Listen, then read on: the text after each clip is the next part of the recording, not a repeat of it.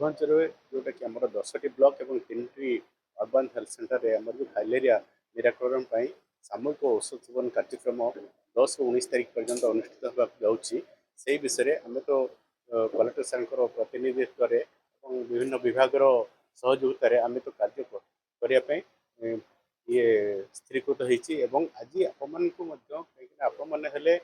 जो सब किसी प्रोग्राम मुख्य भूमिका रही तेणु आम केमी समस्त को सचेतन करके कार्यक्रम टाक सफल करूँ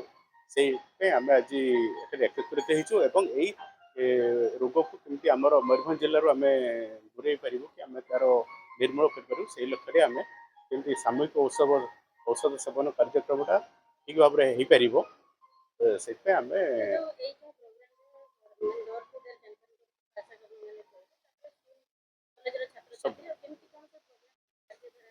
सब ए कहीं सब विभाग आमर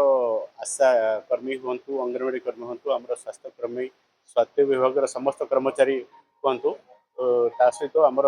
शिक्षा विभाग आमर पंचायत राज विभाग आमर समस्त आपण सहयोगिता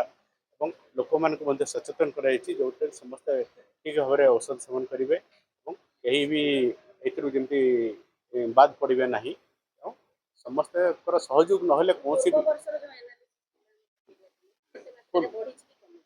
पूर्व वर्ष अनुसार तो आम कमी तो आम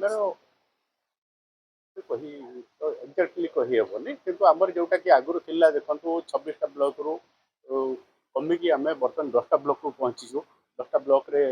आमर ये कार्यक्रमटा होहेतु से जगह माइक्रोफिलेरिया आम से रक्त नमूना बाहरी तो आम आस्ते आस्ते कमी कमी जाऊँ